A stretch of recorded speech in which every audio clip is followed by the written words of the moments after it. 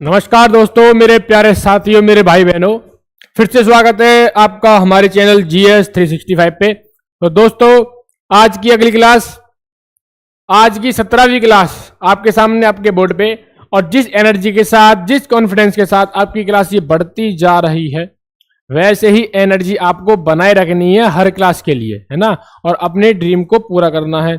इस बार दिल्ली पुलिस की जो वैकेंसी है उसको आपको पाना ही पाना है, ठीक है। तो बिना कोई विलंब किए, बिना कोई देरी किए हुए आ जाइए आज के पहले सवाल की तरफ। और आज का पहला सवाल रख दिया है हमने सिटिंग अरेंजमेंट का।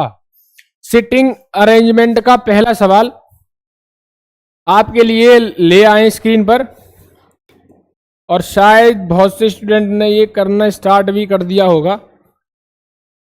तो भाई स्पीड लाइए थोड़ी थोड़ी, क्योंकि अगर स्पीड नहीं होगी तो मज़ा नहीं आएगा, ठीक है।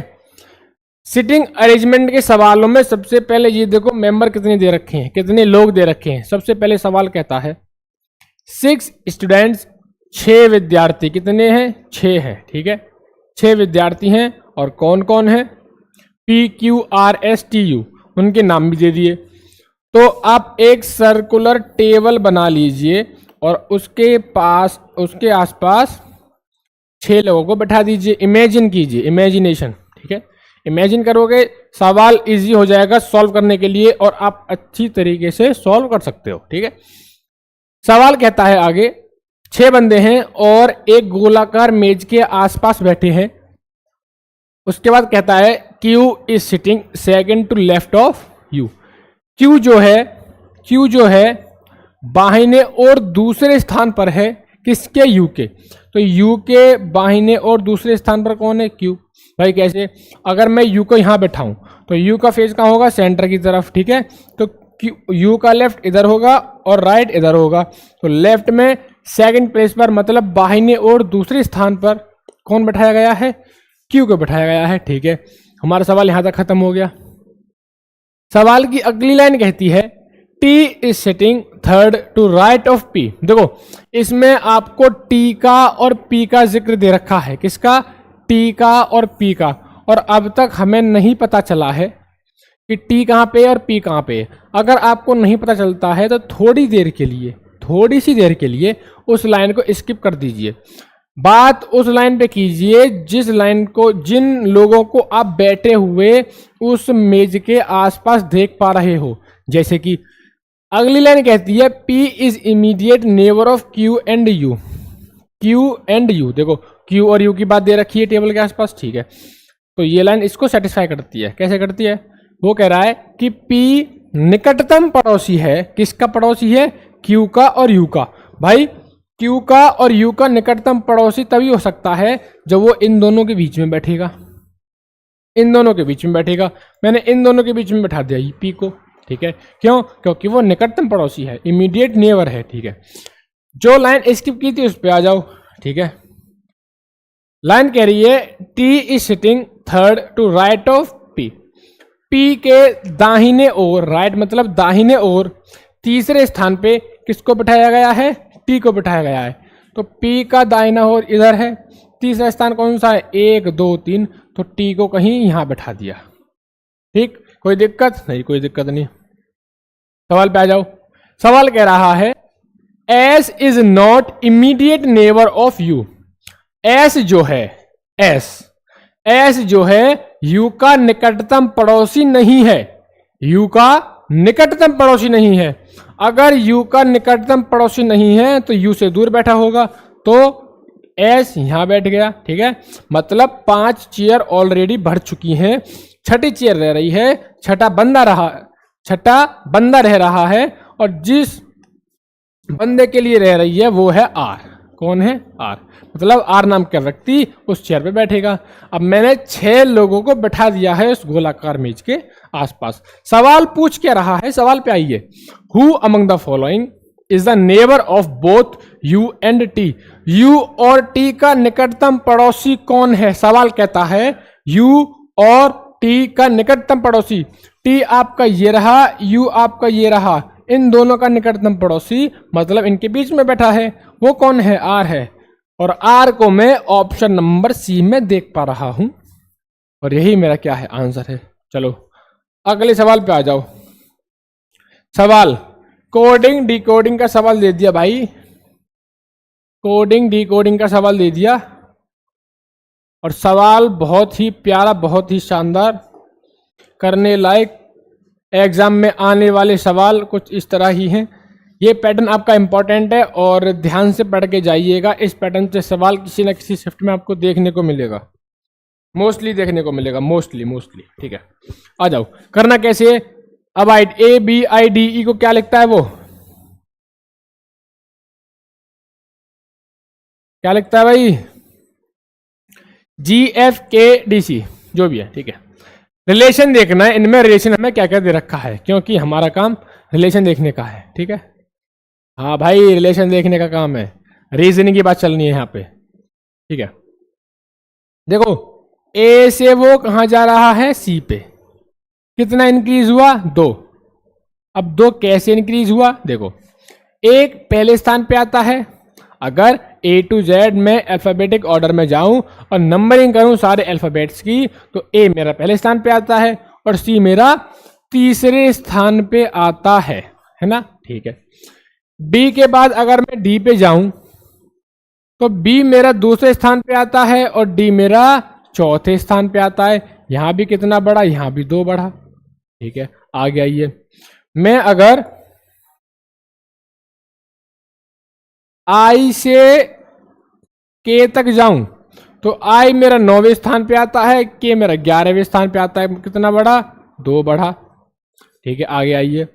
अगर मैं डी से एफ पर जाऊं तो डी मेरा चौथे स्थान पे आता है और एफ मेरा छठे स्थान पे आता है। कितना बढ़ा? 2 बढ़ा। चलो, अगर मैं ई से जी पर जाऊं तो ई मेरा 5वें पे और जी मेरा 7वें पे, तो कितना बढ़ा भाई? 2 बढ़ा। कहने का मतलब उल्टे क्रम में वो हर बार 2 अल्फाबेट को बढ़ा देता है। कितने को बढ़ा देता है? 2 को बढ़ा देता है। सेम रिलेशन हमें अगले वाले में देखना है, क्या अगले वाले में भी है कि नहीं है। देखो, सी मेरा तीसरे पे आता है तो जाहिर सी बात है 2 बार बढ़ना चाहिए, और ई मेरे 5वें पे आता है भाई, सही बढ़ रहा है। एच के बाद एच मेरा 8वें पे आता है और जे मेरा 10वें पे आता है भाई, 2 बढ़ गया। ठीक है, ए मेरा पहले पे आता है और सी मेरा तीसरे पे आता है, 2 बढ़ गया। ठीक है, आर मेरा 18वें पे आता है और टी मेरा 20वें पे आता है भाई, 2 बढ़ गया। ठीक है, एम मेरा 13 पे आता है और ओ मेरा 15 पे आता है भाई, 2 बढ़ गया। ठीक है, मतलब यही रिलेशन इसमें सेटिस्फाई कर रहा है। उल्टे क्रम में 2 अल्फाबेट हर बार वो बढ़ा रहा है और वही हमें आगे सवाल में करना है। देखो, 5 डिजिट का नंबर, ठीक है, 5 डिजिट का कोई भी वर्ड है। बी मेरा कौन से स्थान पे आता है? बी मेरा दूसरे पे आता है, तो सीधी सी बात है चौथे पे कौन सा आएगा? डी आएगा। कौन आएगा? डी आएगा। ठीक है, एल मेरा 12वें नंबर पे आता है, तो भाई मुझे अगला लेना पड़ेगा 14, क्योंकि 2 बढ़ाना पड़ेगा। और 14वें पे मेरा कौन आता है? 14वें पे मेरा एन आता है। ठीक है, ओ मेरा 15 पे आता है, तो मुझे कौन सा लेना पड़ेगा? 17 पे। 17 पे कौन सा आता है? क्यू आता है। सेम यहां भी ओ 15 पे आता है तो 2 बढ़ाना पड़ेगा। 17 पे कौन आता है मेरा? क्यू आता है। एम मेरा 13 पे आता है तो 2 बढ़ाना पड़ेगा और मेरा फिर 15 पे कौन आएगा? ओ आएगा। तो O Q Q N D, O Q Q N D आपको ऑप्शन नंबर ए में देखने को मिल रहा है। कितना आसान, कितने सिंपल तरीके से सवाल को किया हमने और कितना अच्छा रिलेशन था। ऐसे सवाल आपके एग्जाम में मोस्टली देखने को मिलेंगे यही पैटर्न के, आप देख लेना। और ये मेरी रिकॉर्ड कर लेना क्लास, या ध्यान में रखना है बात को। इस पैटर्न के सवाल बहुत इंपॉर्टेंट होते हैं, आपको मोस्टली देखने को मिलेंगे अपने एग्जाम में सिमिलर। चलो आगे आइए।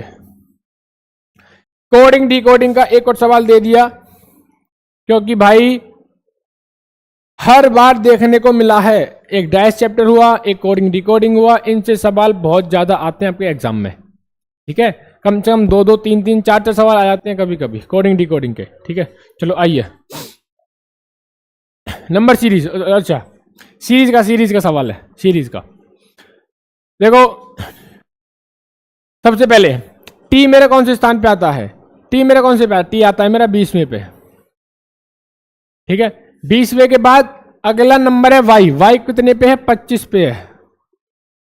ठीक है, अच्छा आई मेरा 9 पे है। ठीक है, एन मेरा 14 पे है। ठीक है, देखो 20 से 25 कितना इंक्रीज हुआ है, 5 हुआ है। कितना बड़ा है, 5 बड़ा है। 9 से 14 कितना बड़ा है, 5 बड़ा है। कहने का मतलब पहले लेटर में हर अगले अल्फाबेट पे 5 का अंतर देखने को मिल रहा है, मतलब 5 अल्फाबेट वो आगे बढ़ रहा है। तो सीधी सी बात है, 25 से जब वो 5 बढ़ेगा, 25 से वो कितना बढ़ेगा, 5, तो कितना आएगा पहला लेटर मेरा डी आएगा। क्यों, 25 के बाद 26वां लेटर क्या होता है, जेड होता है। जेड के बाद 4 लेटर और रहते हैं, फिर आपकी अल्फाबेटिक सीरीज स्टार्ट होती है ए से, ए बी सी डी। तो चौथे पे कौन आ गया, डी। चलो पहला लेटर क्या देखने को मिला हमें, डी मिला। चलो अगला रिलेशन देखिए, क्या देखिए अगला रिलेशन, ई और एल। ई मेरा 5वें पे आता है और एल मेरा कितने पे, 12वें पे आता है। ई मेरा 5 पे आता है और एल मेरा 12 पे आता है। डिफरेंस कितने का देखने को मिला, इसमें मिला भाई हमें 7 का। कितने का, 7 का। कितने का, 7 का। एल के बाद अगला लेटर कौन सा आएगा सेकंड नंबर पे, भाई 7 का डिफरेंस यहाँ पे है तो 7 का डिफरेंस यहाँ पे होगा, सीधी सी बात है। अगर यहाँ पे एल 12 पे है तो अगला लेटर 19 पे होगा। 12 7 19। 19वें पे कौन आता है, 19वें पे कौन आता है, 19वें पे मेरा क्या आता है, एस। डी के बाद एस, और डी के बाद एस आपको सिर्फ एक ऑप्शन में देखने को मिल रहा है, वो है आपका ऑप्शन नंबर ए। ऑप्शन नंबर ए। सवाल यही खत्म। जरा 1 मिनट रुकिएगा।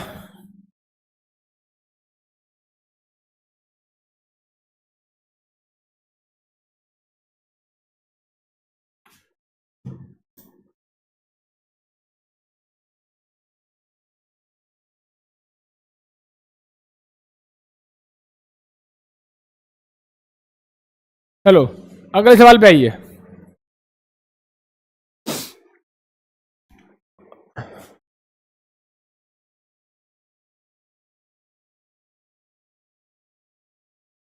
अगला सवाल, select the option that indicates the correct arrangement of given words in the order of which they appear in the English dictionary। आपको 5 वर्ड दिए गए हैं, उनकी नंबरिंग डिक्शनरी के मेथड से करनी है। कहने का मतलब पहले ए आता है, फिर बी आता है, फिर सी आता है, फिर डी आता है। जैसे आप डिक्शनरी खोलते हो उसमें पहले आपको ए देखने को मिलेगा, फिर बी देखने को मिलेगा, फिर सी मिलेगा। तो उसी बेस पे आपको 5 वर्ड्स अरेंज करने हैं। अरेंज कैसे करते हैं, देखो सबसे पहले आप पहले वर्ड को देखिए, पहले में जे है, इसमें जे है, इसमें जे है, इसमें जे है। ठीक है, पहला वर्ड सब में सेम है, पहले वर्ड से हमें कुछ भी नहीं मिला। दूसरे वर्ड पे आइए, यू है, यू है, यू है, यू है, यू है, दूसरा भी सेम है। तीसरे में आइए, इसमें एन है, इसमें पी है, इसमें एन है, इसमें एम है, इसमें एन है। अब इन सब में अलग अलग लेटर्स आ गए। उन लेटर को देखिए जो अल्फाबेटिक सीरीज में, मतलब ए टू जेड में सबसे पहले आता है। क्या सबसे पहले मेरा एन आता है, क्या पी आता है, क्या एन आता है, क्या एम आता है, क्या एन आता है। देखो सबसे पहले आता है हमारा एम। सबसे पहले कौन सा आता है हमारा, एम आता है। तो ये वाला पहले हुआ, मतलब सबसे पहले कौन सा हुआ, चौथा। ठीक है, उसके बाद देखिए एम के बाद क्या आता है, एम के बाद भाई एन आता है। एन यहां भी है, एन यहां भी है, एन यहां भी है, तीन जगह एन है। अब तीनों जगह एन है तो हमें अगला लेटर लेना पड़ेगा।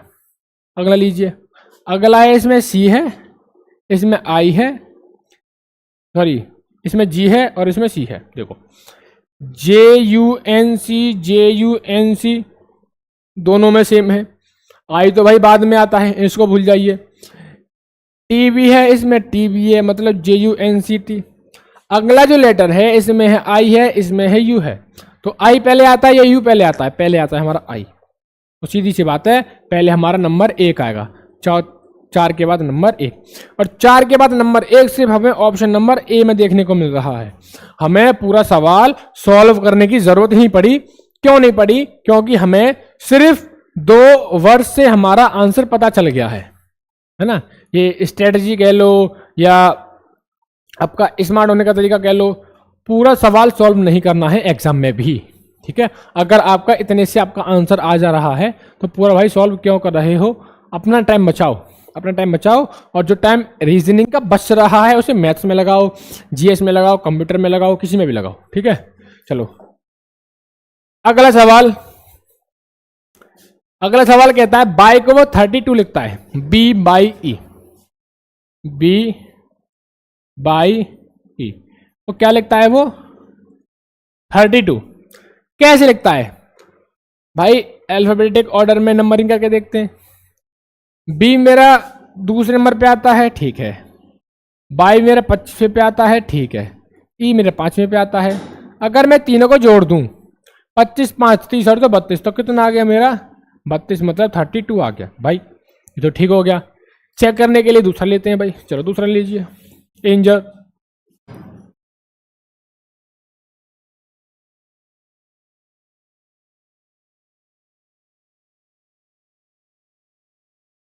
क्या लिखता है वो इसको? 45। चलो ए मेरा कौन से स्थान पे आता है? ए मेरा पहले पे आता है, एन मेरा 14वें पे आता है, जी मेरा 7वें पे आता है, ठीक है। ई 5वें पे और आर 18वें पे, आर 18वें पे। अब क्या करना है? सिंपल सा काम क्या रहता है? इनको जोड़ना। क्या क्या रहता है? इनको जोड़ना। 10 और 10 20 और 28 और 32, 32 8 40 और 5 45, कितना? 45।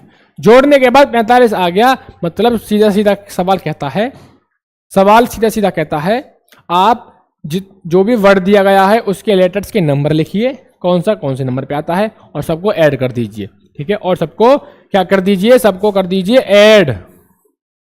तो भाई यही हम करेंगे जो हमें सवाल बताया गया है। लव, अरे क्या दे दिया?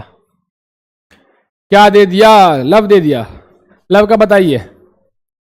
इस चीज से तो हमें दूर दूर तक वास्ता नहीं है, क्योंकि लव हमें सिर्फ एक चीज से है, वो है वर्दी से, है ना। ध्यान नहीं भटकना चाहिए, ध्यान नहीं भटकना चाहिए।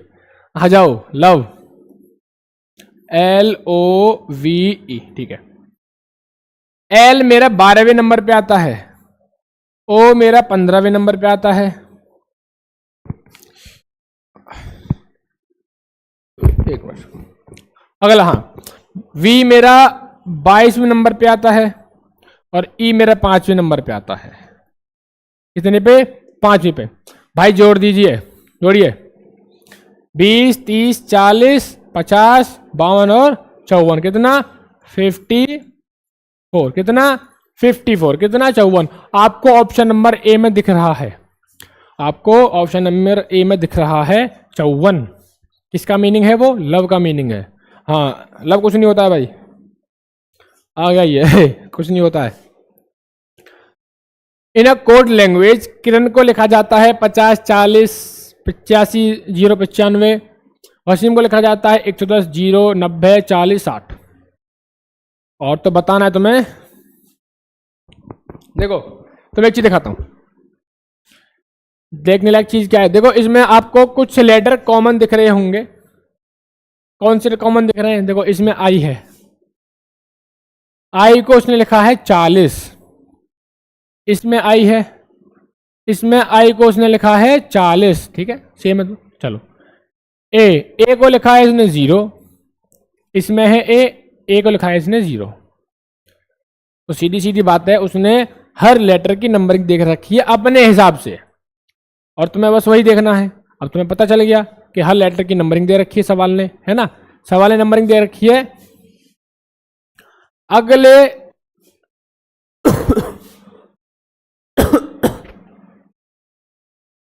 हमें एक वर्ड दे दिया, उसी की हमें नंबरिंग बतानी है। बताओ बतानी क्या है? देखो हमें एम दे रखा है कहीं पे, एम दे रखा है कहीं पे, एम हमें दे रखा है, बिल्कुल दे रखा है। एम का मीनिंग दे रखा है हमें 60, कितना दे रखा है? 60। और 60 हमारा सिर्फ एक ऑप्शन में दे रखा है, तीसरे में। सवाल खत्म, पहली सेकंड में सवाल खत्म, पेन उठाने की जरूरत ही नहीं पड़ी भाई, सवाल खत्म, सवाल खत्म। अब तुम यार वो गधे वाली हरकत मत करना कि पूरा दे रखा है भाई मैं तो पूरे का निकालूंगा। हमारा भाई पहले ही लेटर से आंसर निकल आया है, ज्यादा ओवर स्मार्ट नहीं बनना है, उसके चक्कर में अपना टाइम वेस्ट कर दोगे, टाइम वेस्ट नहीं करना है, टाइम बचा के चलना है, ठीक है। चलो आगे आ जाइए। स्लॉगिज्म चैप्टर का सवाल सीधा आ रहा है ऊपर से, चलो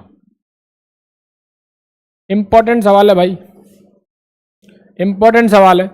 सवाल कह रहा है, स्टेटमेंट दे दिए, ऑल कैरम्स आर लूडोज, सारे कैरम क्या है, पहले इसका डायग्राम बनाते हैं। ऑल कैरम्स, कैरम्स को मैं सी लिख दूं, ऑल कैरम्स आर क्या है, लूडोज, लूडोज को मैं एल लिख दूं, ऑल की कंडीशन ये वाली होती है, ठीक है। सवाल आगे कहता है ऑल लूडोज आर स्कैरेबल, ठीक है, ऑल लूडोज आर स्कैरेबल, तो इसको मैं एस लिख दूं, ठीक है। मैंने भाई डायग्राम बना दिया, बहुत ईजी था, बहुत ईजी था, मैंने डायग्राम बना दिया। अच्छा, कंक्लूजन कहता है इसका पहला, सम कैरम्स आर नॉट स्कैरेबल, सम कैरम्स, कुछ कैरम्स क्या है, स्कैरेबल नहीं है भाई, नहीं, उसने साफ साफ बोल दिया है कि सारे कैरम लूडोज हैं और सारी लूडोज क्या है, स्कैरेबल है। उस कहने का मतलब क्या है, तो सारे सी हैं मतलब कैरम्स हैं वो क्या है, एल एस है, और यहां पे दे दी नॉट कंडीशन, मतलब हमारा पहला कंक्लूजन क्या होता है, गलत होता है, क्या होता है, गलत होता है, गलत होता है। दूसरा वाला सवाल कहता है सम एस आर सी, सम एस, कुछ जो एस है वो सी है, सीधी सी बात है भाई, जो एस का पूरे का पार्ट में से कुछ पार्ट सी ने घेर रखा है, ठीक है। तो दूसरा क्या हो स्टेटमेंट हमारा, सॉरी दूसरा कंक्लूजन क्या है हमारा, सही होता है, तो दूसरा क्या है, सही है। और ऑप्शन देख लो, ओनली कंक्लूजन सेकंड फॉलोज, हमें ऑप्शन नंबर 3 में देखने को मिल रहा है, हमने टिक लगा दिया है और ये सवाल हमारा हो गया है सही। अगले पे आइए,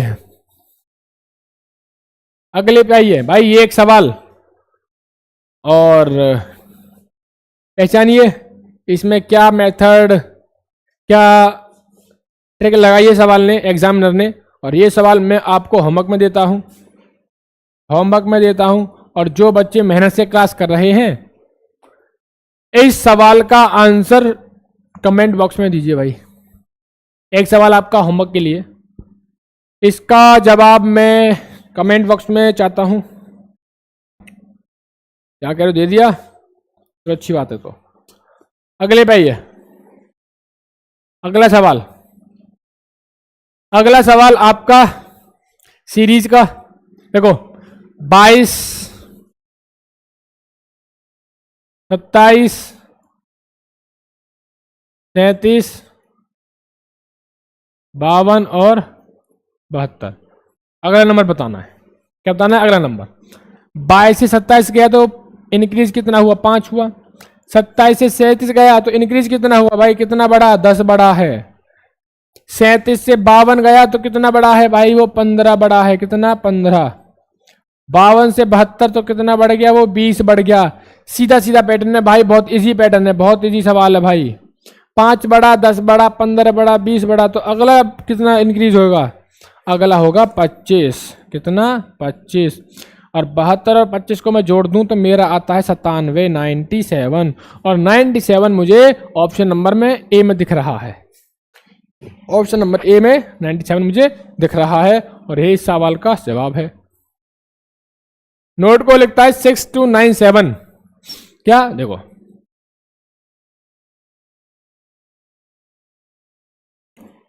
6297। अगला बोन, बोन क्या होता है भाई, हड्डी, क्या, बोन, BONE, बोन को वो लिख रहा है 9716, 9716। सवाल कह रहा है what is the code of D in that language, इस लैंग्वेज में डी का कोड क्या है, डी का। अगर आप चील वाली निगाहों से देख पा रहे हो, इसमें ओ भी है, इसमें ओ भी है, इसमें एन भी है, इसमें एन भी है, इसमें ई भी है, इसमें ई भी है। एक्स्ट्रा क्या है इसमें, तो भाई डी है, और इसमें क्या है, बी है, ठीक है। तो तीन तीन क्या है, लेटर सेम है। सेम कौन कौन से हैं, देखो इसमें 6 है, इसमें भी 6 है, इसमें 7 है, इसमें भी 7 है, इसमें 9 है, इसमें भी 9 है। एक्स्ट्रा क्या है, 2 है, इसमें एक्स्ट्रा क्या है, 1 है। तो कहने का मतलब है जो नंबर एक्स्ट्रा है वो उसका कोड है। तो डी का कोड क्या हुआ, 2। और पूछा क्या है, डी का ही पूछा है। डी का कोड कितना है, 2। ऑप्शन नंबर 2 में दिख रहा है आपको। सवाल आपसे ये भी पूछ सकता है कि ओ का कोड क्या है। तो भाई ओ का कोड क्या है, जो एक्स्ट्रा है, और एक्स्ट्रा क्या है, 1 है। क्या है, 1 है। तो सवाल जो पूछ सकता है वो निकाल सकते हो आप इजीली।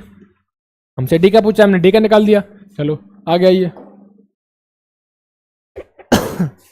अगला सवाल भाई कीजिए, बहुत इजी पैटर्न का है, बहुत ही क्या है, इजी पैटर्न का सवाल है। कर दोगे आप, शेर हो आप, इसीलिए कर दोगे। ये रहे आपको दोनों सवाल। कैसे किए, देखो इसमें 1 2 3 1 2 3 3 3 टर्म है, 3 3 टर्म है, ठीक है। अगर मैं 236 में 363 जोड़ दूं तो 3 और 6 9, 6 और 3 9, और 3 और 2 5, ठीक है आ गया। अगले को देखते हैं, 6 और 5 11 का 1, हासिल का 1, 4 और 3 7 और 1 8, और 3 और 1 4, आ गया, ठीक है। क्या है, मतलब लास्ट की सेकंड और थर्ड टर्म जो है उनको जोड़ा गया है। जोड़ने के बाद जो आंसर आया है वही हमारी क्या है, फर्स्ट टर्म है। चलो यहां करके देखते हैं। 7 और 4 11 का 1, हासिल का 1, 2 और 2 4, 2 और 1 3 और 1 4, और 3 और 3 6। भाई पहले ही आ गया मेरा तो पहला ही आ गया। मैंने सेकंड वाली टर्म को और थर्ड वाली टर्म को क्या कर दिया है, जोड़ दिया है। और जोड़ने के बाद जो आंसर आया है वही हमारी क्या है, वही हमारी क्या निकली है, हमारी फर्स्ट टर्म निकली है। वही हमारी क्या निकली है, फर्स्ट टर्म निकली है। और वही हमारा क्या है, आंसर ऑप्शन नंबर ए में दे रखा है, ठीक है। सिलोगिज्म चैप्टर का अगला सवाल आपकी स्क्रीन पे ये रहा। भाई एक सवाल करवा दिया है और ये इजी है, ये भी बहुत इजी है। कमेंट बॉक्स में आंसर दीजिए फटाफट। अगर आप मेहनत से, लगन से ये क्लास देख रहे हैं, आपकी प्रैक्टिस अच्छी है और आपने बाकी की जो पीछे वाली सेट है वो मेहनत से किए हैं, तो इजीली आप इसका जवाब दे दोगे, इजीली दे दोगे। और ये सवाल भी इंपॉर्टेंट है, मतलब देखने में तो आपको इजी लगेगा लेकिन आपको शिफ्ट में देखने को मिल सकते हैं सवाल। इतना हार्ड आता नहीं एग्जाम जितना आप खुद से बनाते हो, अपने माइंड में रखते हो चीज़ों को कि भाई इतना बड़ा एग्जाम होगा, इतना हार्ड होगा, नहीं होता है। कॉन्फिडेंस लेके चलना, अपनी तैयारी अच्छी लेके चलना, एग्जाम हार्ड नहीं होता है। चलो सवाल पे आइए। स्टेटमेंट कहती है ऑल प्लास्टिक्स आर फाइबर्स। तो सबसे पहले सिलोगिज्म चैप्टर में सवाल करने से पहले हमें डायग्राम बनाना पड़ता है। डायग्राम बनाना पड़ता है सवाल को समझने के लिए, इजी करने के लिए, ठीक है। तो बनाते हैं। ऑल प्लास्टिक, प्लास्टिक को मैं पी लिख सकता हूं, और ऑल की कंडीशन ये वाली होती है। भाई ऑल की कंडीशन तो ये होती है, लास्ट क्लास में बताया था, हर क्लास में बताता हूं दोनों कंडीशंस को। एक कंडीशन ऑल की होती है, एक कंडीशन सम की होती है। सम की कंडीशन आपकी ये वाली होती है, ये वाली, ठीक है, जो दोनों में थोड़ा थोड़ा पार्ट क्या हो, कॉमन हो। तो ये रफली बताया मैंने, सम कंडीशन ये वाली होती है। सवाल पे आइए। सवाल कह रहा है ऑल प्लास्टिक आर फाइबर। तो प्लास्टिक को पी और फाइबर को मैं एफ लिख दूं, तो सारे जो प्लास्टिक है वो क्या है, हमारे फाइबर्स निकले हैं, ठीक है। दूसरा पॉइंट कहता है सम फाइबर्स आर लेदर्स। कुछ फाइबर क्या है, लेदर है। तो सम कंडीशन ये वाली है। तो फाइबर्स कुछ क्या है, लेदर है, एल फॉर लेदर। तो सम कंडीशन ये वाली है। मैंने इजीली स्टेटमेंट के दोनों पॉइंटों को पढ़ा और दोनों पॉइंटों से मैंने ये डायग्राम बना दिया। अब क्या पढ़ना है, अब बारी है कंक्लूजन की। कंक्लूजन क्या कहता है भाई, कंक्लूजन का पहला पॉइंट कहता है सम प्लास्टिक्स आर लेदर। कुछ प्लास्टिक क्या है, लेदर है। मतलब कुछ प्लास्टिक क्या है, लेदर है। भाई नहीं, हमें स्टेटमेंट में ऐसा कुछ नहीं बताया गया है प्लास्टिक और लेदर के बीच में रिलेशन, लेकिन हमारा कंक्लूजन नंबर पहला कह देता है सम प्लास्टिक आर लेदर, ठीक है। तो मेरा पहला कंक्लूजन गलत होता है। गलत किस लिए होता है, क्योंकि स्टेटमेंट में हमें कोई भी इन दोनों के बीच में, प्लास्टिक और लेदर के बीच में रिलेशन नहीं दिया गया है, और कंक्लूजन इनमें रिलेशन दिखा रहा है। तो मेरा पहला क्या होता है, मेरा गलत होता है पहला, ठीक है। कंक्लूजन के सेकंड पॉइंट पे आते हैं। सेकंड पॉइंट कहता है सम फाइबर्स आर प्लास्टिक। कुछ फाइबर क्या है, प्लास्टिक के भाई है। कुछ फाइबर क्या है, प्लास्टिक है। क्यों है वो देखो, प्लास्टिक फाइबर में रिलेशन दे रखा है। सारे प्लास्टिक क्या है, फाइबर है। तो भाई इस सारे की कंडीशन में कुछ एरिया क्या है, पी का भी है, प्लास्टिक का भी है। तो कुछ प्लास्टिक क्या हो गए, कुछ फाइबर क्या हो गए, प्लास्टिक हो गए। मतलब मेरा option number 2, sorry conclusion number 2 क्या है, सही है। अब वही देख लो, only conclusion second follows, only conclusion second follows, आपका ऑप्शन नंबर 2 में दिख रहा है, साफ साफ दिख रहा है, साफ साफ। चलो अगले सवाल पे आइए। What will come in place of the question mark when plus and minus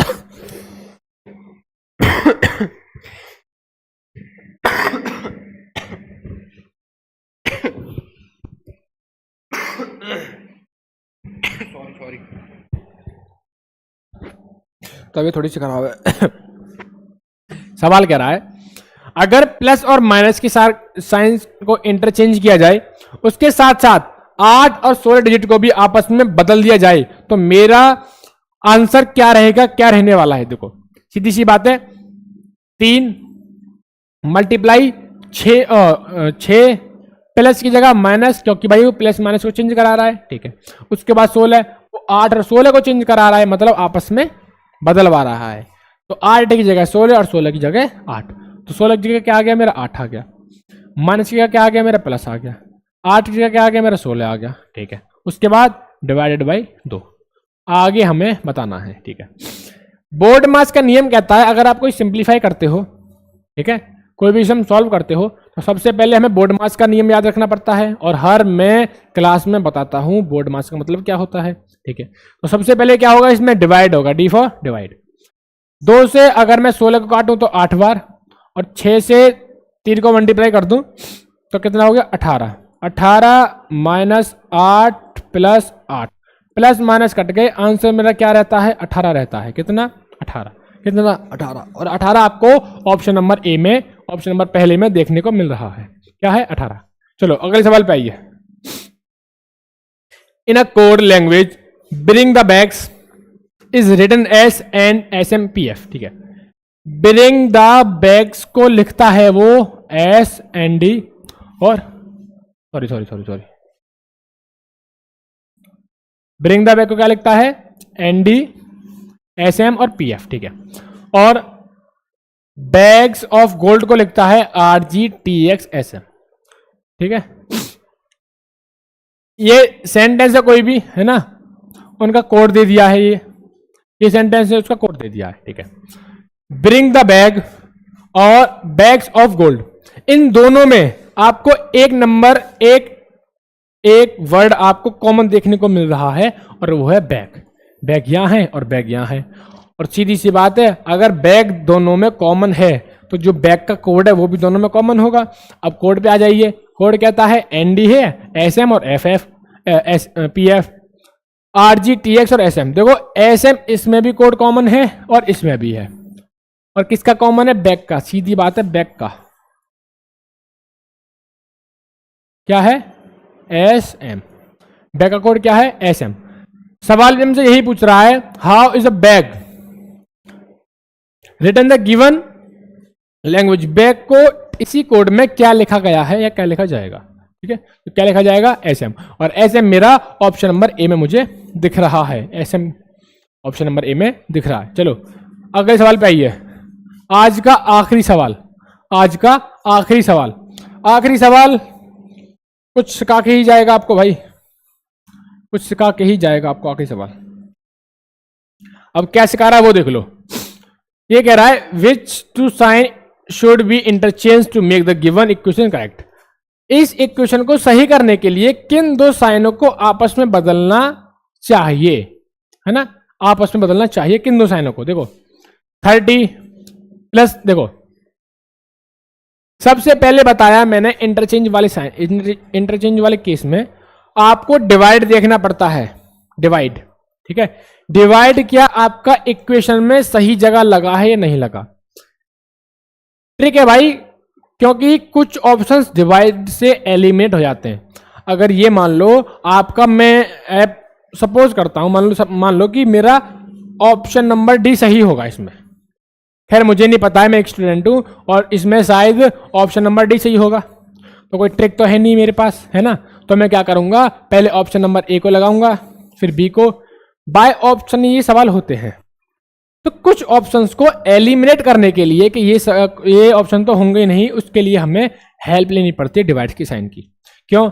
divide का साइन एक ऐसा साइन है, अगर आपकी इक्वेशन परफेक्ट है, कहीं भी पॉइंट नहीं है, तो सीधा सीधा कहने का मतलब है डिवाइड मेरा एच जगह लगा है, जो कि आंसर पॉइंट में नहीं आ सकता। परफेक्ट जगह जो कि डिवाइड पूरा सवाल उसको काट देगा। कैसे काट देगा? देखो इजी, डिवाइड लगा है 11 और 63 के बीच में, ठीक है।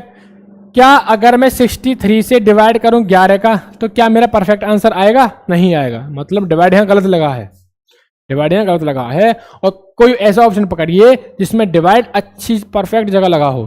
देखो बताता हूं इजीली, डिवाइड मेरा लगा है दूसरे ऑप्शन में, डिवाइड और माइनस का साइन। अगर मैं डिवाइड का साइन हटा के यहाँ माइनस का लगा दूं और माइनस की जगह मैं डिवाइड का लगा दूं, तो 11 से 990 कट जाएगा, इजीली कट जाएगा। चलो ये करके देखते हैं। करके कैसे देखेंगे? 30 + 3 मल्टीप्लाई 990 डिवाइड 11, साइन चेंज कर दिया मैंने, -63 = 237, ठीक है। अगर मैं 11 से 990 काटूं तो मेरा 90 बार जाता है, ठीक है। सॉरी 30 + 3 मल्टीप्लाई -63 = 237, ठीक है। इन दोनों का मल्टीप्लाई किया, कितना आया? 9 3 या 27, कितना? 270। 270 में मैं 30 जोड़ दूं तो कितना हो जाएगा मेरा? 300। कितना? 300 माइनस के 63 = 237। अगर मैं 300 में 63 घटाऊंगा तो कितना आएगा मेरा? 237 = 237। क्या ये सही है? बिल्कुल सही है। मतलब डिवाइड की हेल्प से आप सवाल को, इस सवाल को बहुत इजी कर सकते हो। भाई ये वाला सवाल स्टूडेंट कर देते हैं, क्या विदिन टाइम कर पाते हैं? नहीं कर पाते हैं, टाइम ले जाते हैं बहुत ज़्यादा। टाइम 2 मिनट, 3 मिनट, 4 मिनट, मतलब आपका एक सवाल ही इतना टाइम खा जा रहा है, 3-4 मिनट। तो आपका आगे पेपर अच्छा जाएगा? नहीं जाएगा। प्रैक्टिस मेक्स, बहुत अगर प्रैक्टिस करोगे तो भाई सवाल सॉल्व हो जाएगा। लेकिन ये ट्रिक अगर यूज करके देखो तो सवाल ऑलरेडी इजी हो गया है, ठीक है। तो ये आज का आखिरी सवाल था और मिलते हैं हम अगली क्लास में। तो तब तक के लिए tata bye bye, have a nice day, have a good day and have a healthy day. Thank you.